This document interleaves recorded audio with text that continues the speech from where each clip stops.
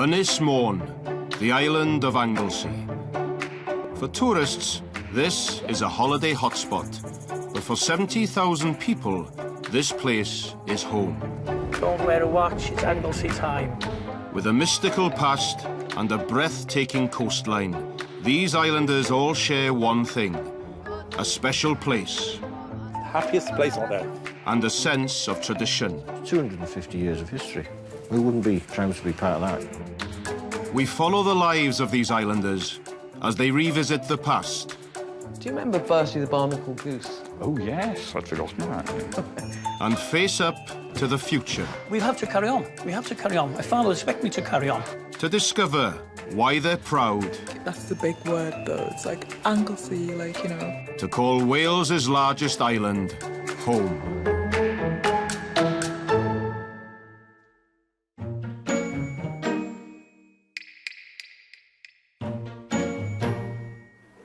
On Anglesey, summer has arrived. Up to 1.5 million tourists flock here every year to enjoy wide-open landscapes, summer sunshine, and an island steeped in history.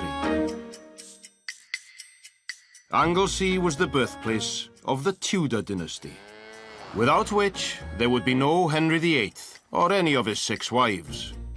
Some Anglesey ancestors made their mark in battle.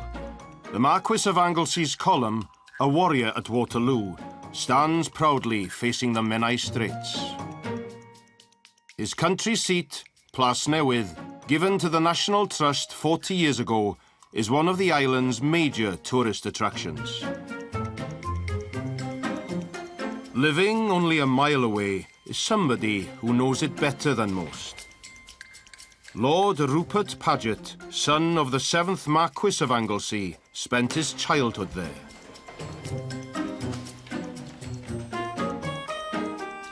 It was fantastic fun living there. Massive house, so the opportunities to get up to mischief were enormous. Tremendous games of hide and seek and sardines, because we had 70-odd rooms to hide in, so it took a long time to deal with them. Having retired from farming, Rupert renovated a house on part of the old estate. He's the only one of his siblings who lives close to the childhood home. There are 5 children altogether. I'm the 4th. We're quite a bunch. But we had a big house to live in, so that was all right. Of all his siblings, it was with his sister Sophie that Rupert as a child spent most of his time. We were very similar in ages. She was my big sister. I used to annoy her a lot, and she used to annoy me a lot, but overall we got on very well, and still do to this day. Today, Rupert has invited his sister Sophie to visit him on Anglesey. Because it's the 40th anniversary of the National Trust, we thought it'd be fun to go back there and remind ourselves of all the trouble we used to get into living in that massive house, which was extraordinary for us, because it was given to the National Trust. I was 18, and up until then it just seemed perfectly normal for me to live in a huge place like that, and then gradually you began to realise, wow, what an extraordinary upbringing that was.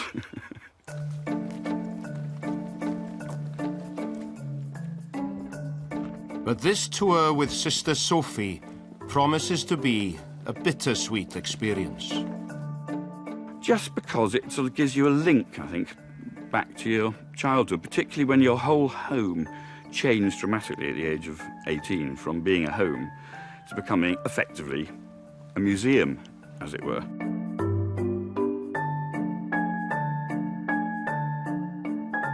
But Sophie isn't the only one heading for Anglesey. Hundreds of thousands of visitors pour into this island over the summer months. And some of those will be heading here. Near Anglesey's southwest coast, on its annual open day, the ancient burial site of Bryn Celli Ddu is ready for its first sightseers. Oh, nice. Nice, yeah? That's basically what's being burnt inside that cauldron. A blend of various resins and herbs and oils mixed together. Christopher Hughes is ready too.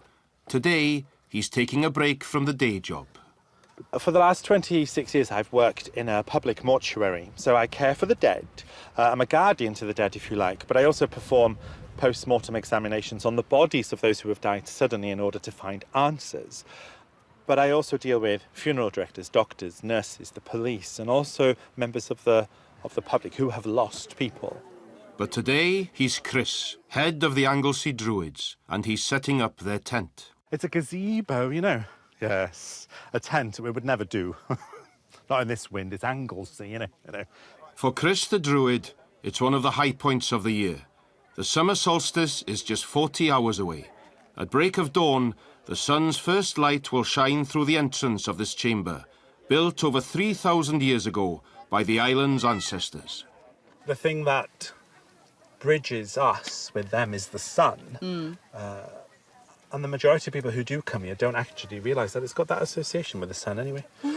So generally they're quite informed to know that it does have. And that's kind of splendid, isn't it? The fact that I think that was the last time we saw the actual effect itself happen, when the sun penetrates the chamber, and that's what it looks like. Yes.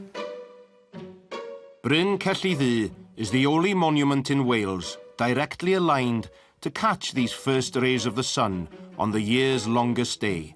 But one thing may be missing, and it's crucial. I don't think we're going to see any of the sun this solstice. Don't you think? What's the forecast? Derek the weatherman said rain.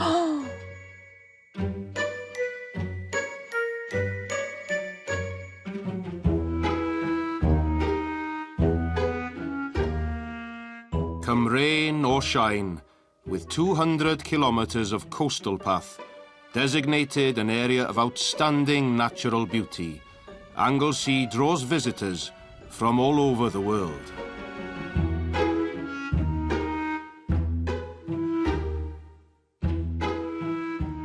Nearly 2 million passengers travel to and from the island through the port of Holyhead each year. It's the UK's second busiest ferry terminal. But for some who belong here, life can be tough. Anglesey has the second highest rate of unemployment in the whole of North Wales. And Holyhead is where it's hit hardest. The town is also home to Mandy Gaskin. She's been going through some tough times. This mother of 3 and grandmother of 4 is unemployed and living on benefits. She has a tight budget for her fortnightly food shop. Sacrifice for food. Once a fortnight. Just got to get on with it. How much have you spent? Do you know how much you've spent? It's about 30, you know, I've got to work it out in my head as I go along. Because I know it goes over. It's embarrassing because I've been at the till a few times and I've had to put a few things back. At the till, it's time to find out if the bill won't break her £70 limit. Oh, look. It's going to come off anyway. Yeah. 68.92. Yeah? How's that, yeah? £5 off. Thanks, Tom. Good guess. Back at home, Mandy's taking the older grandkids for an outing. I'm going to go to the beach and collect some stones and have a picnic with the kids. They enjoy doing it. Yeah, then. But now her own kids are grown, Mandy's got big plans to change her future. Do you manage? Not really. Survive. Yeah, but that's why I'm determined to get a job. And I think that'll definitely give me my own independence and things. And while you're working, you won't be spending, so I'll be able to get a bit of money behind me as well. Right, are we ready for the beach? Yes! Come on. Right, who's going to pull this with me?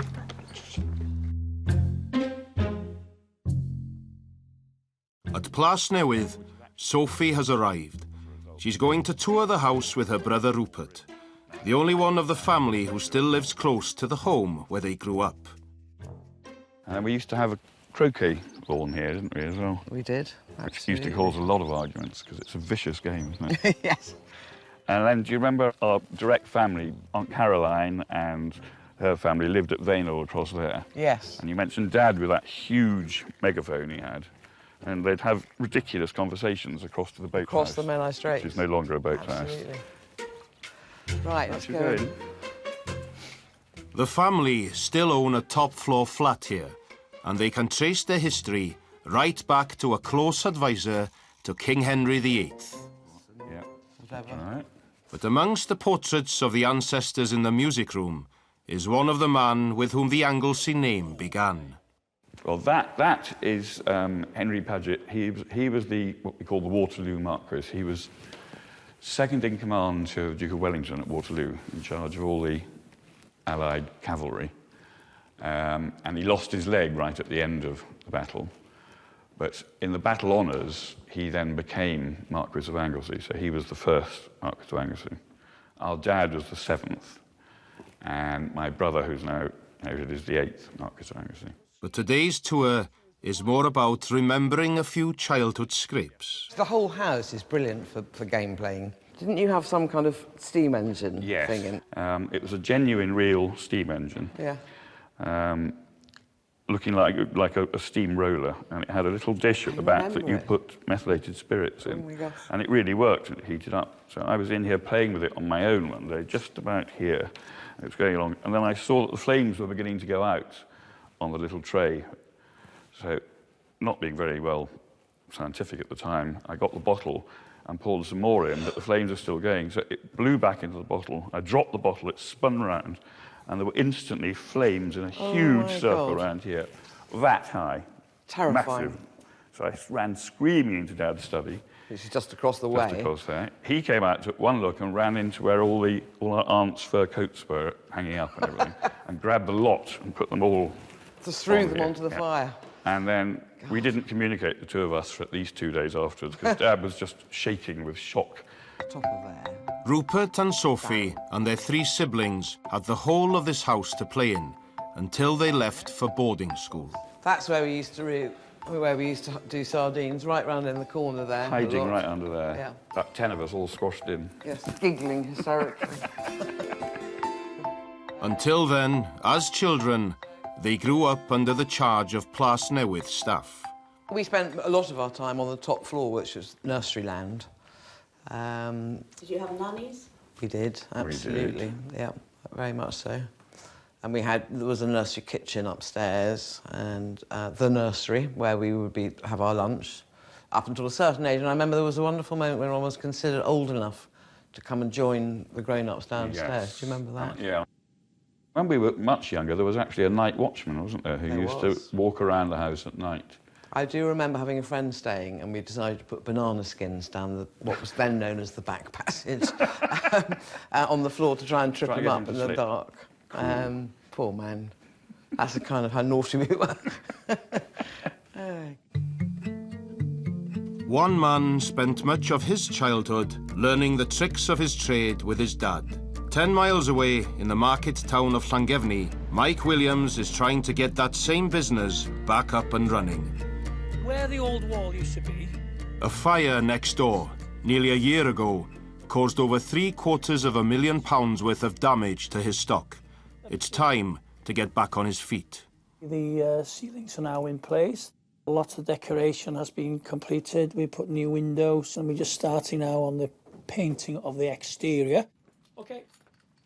Hundreds of thousands of pounds worth of beds, sofas and furniture have had to be replaced. Not having stock, in October, I honestly, it was horrendous. I just felt exactly like farmers having foot and mouth, having empty fields, no animals, and this was an empty shop with no stock. So this area has been painted. But some clouds have silver linings. Like a phoenix from the ashes, Mike's using the rebuild to give himself something he's never had before. HQ, here we are. It's untidy at the moment, the builder's thing. So this will be my office. The colour on the walls, that's going to be a nice restful colour, not too strong, and I like it. But while some of the locals get on with the job, summer sunshine starts drawing the crowds. According to my records, it's been the hottest day of the year so far here on Anglesey. The highest temperature recorded was 23. Over £250 million pour into the island's coffers from the tourists that visit here. It's the island's major source of income.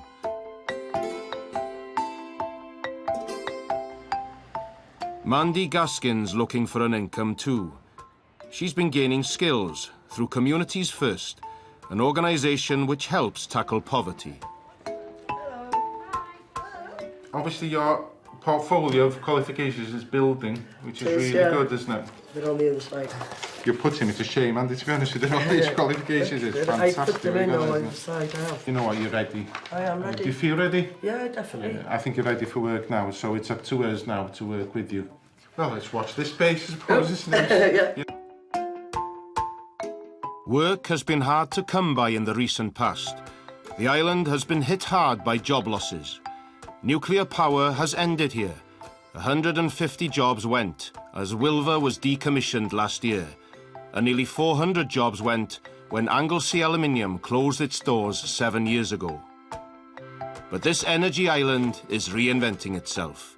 There may be a new nuclear power station in the future, and this old site in Holyhead is set to create electricity and grow food.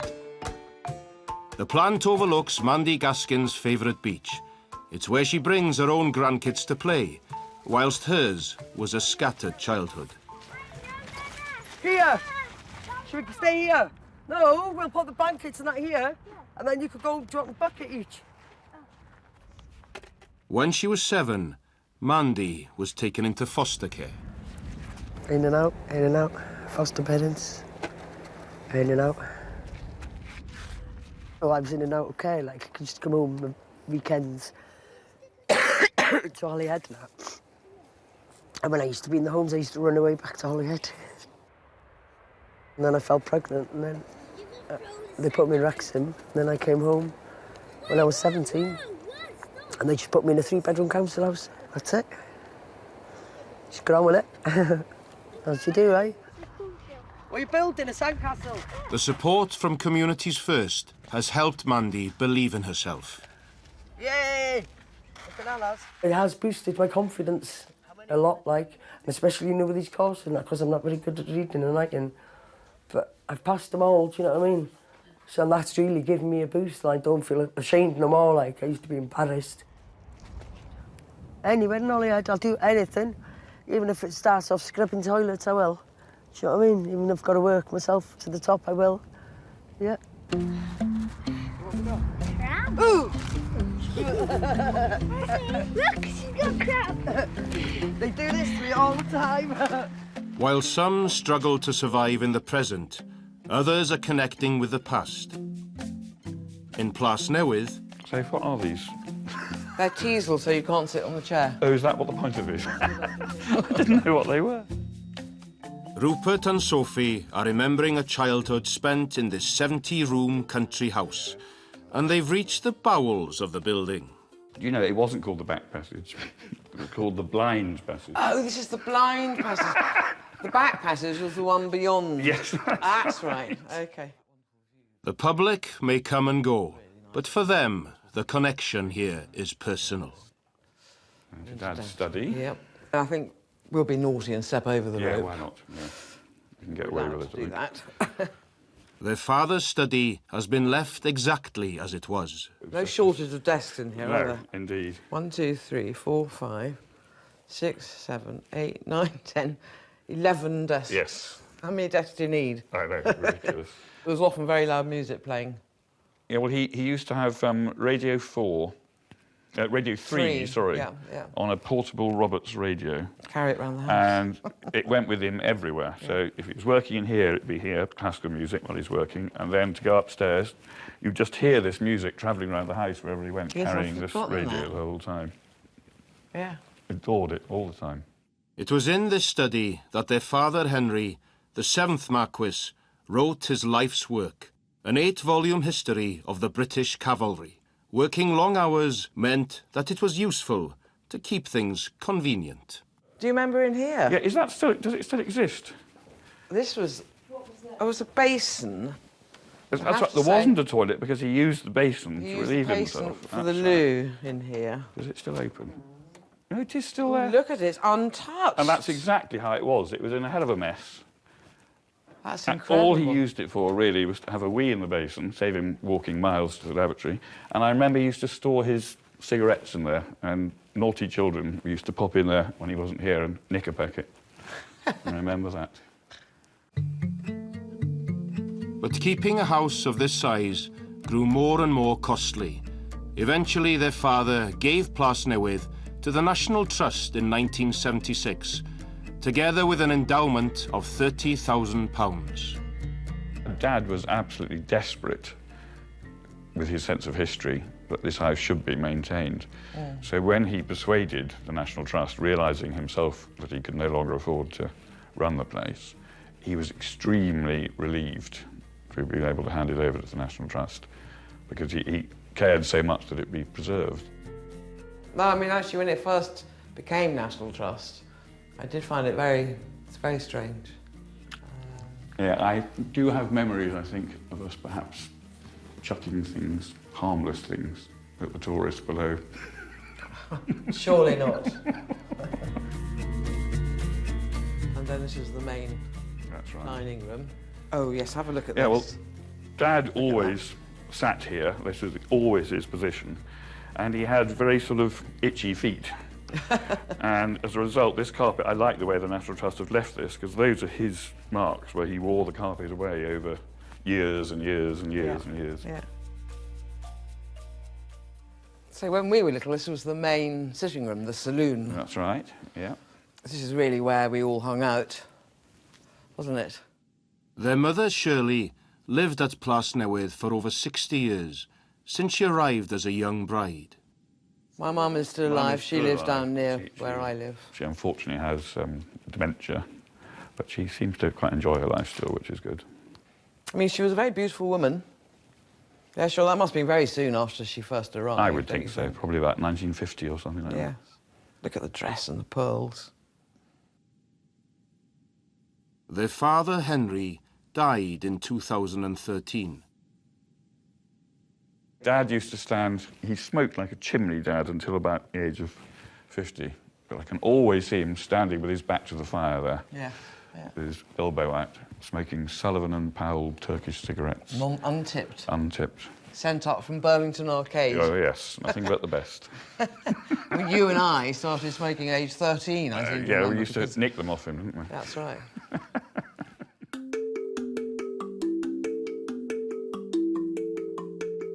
Today's visit has been a trip back to a childhood, and it's all due to one man.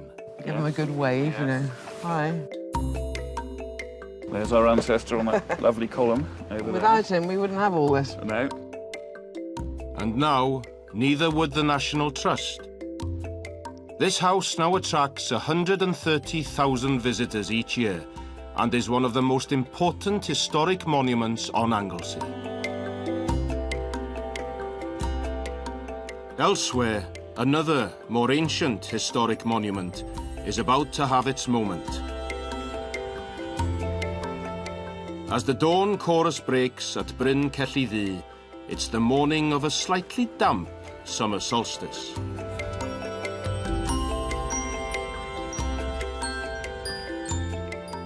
It's currently about 4:15 in the morning, and then people gather from now until about 4:45, and then we start the ceremony about 4:45 in the morning, and it goes on for about half an hour. When the sun rises, we acknowledge its power and honour the fact that it's it that sustains all life on this planet. And unfortunately, this morning it's unlikely that we're going to see the sunshine or the sunrise, but we are accepting of that. We live in Wales and it's summer. Gods of land, gods of sea, gods of sky, come unto me. Gods of land, gods of sea, gods of sky, come unto me. Gods of land, gods of sea, gods of sky, come unto me. That was the Druid version of YMCA. The pinnacle of the ceremony itself is when the sun rises over the farmhouse over there and the tree line and penetrates a beam or a shaft of light directly into the centre of the chamber.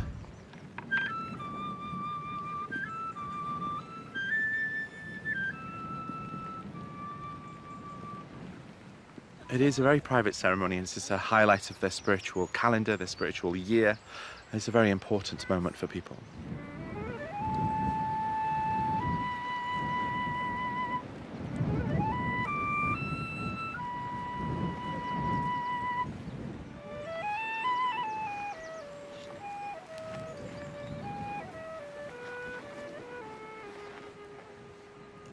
At last, the longest day has dawned.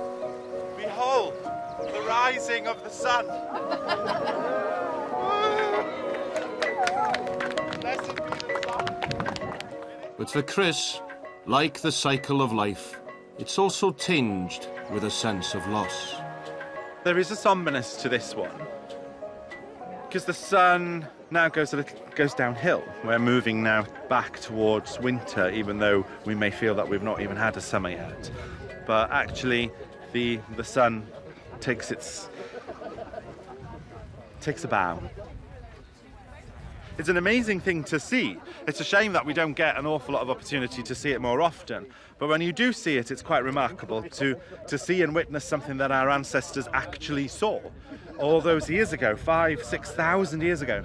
And that's a rather moving thing, because all that passage of time is so difficult to conceptualize. But when you see what they saw, they feel closer somehow.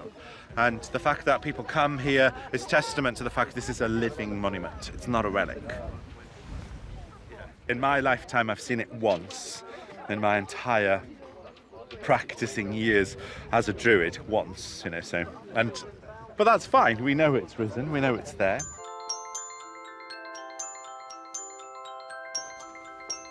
Back at his home on Plas Newydd estate, Rupert's journey to the past is over. But it was fascinating going back round it with Sophie. I hadn't done that for years, remembering all the stuff that happened before we moved out. Because you tend to move on in life, don't you? You don't look back. But it was very interesting and quite sad in a way, seeing it. You're realising that your whole childhood was spent in this extraordinary environment. Inevitably, however good the National Trust are, and they are very good, but it does become a bit like a museum. Everything's tidy and in its place. Whereas when we were there, of course, it wasn't like that. It was full of mess and chaos and running around. And you can't do that anymore.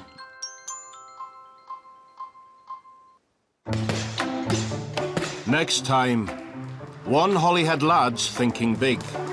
I want to put Holyhead, North Wales and even Wales on the map. While Mandy gets put through her paces. I've never used a till before. Right, now's the chance. But for another man and his mum, it's the end of a year-long nightmare. Happy birthday to you. Happy birthday to you. Well, Iolo and Tyler live happily ever after all. Pobl y Cwm is about to start right now over on S4C.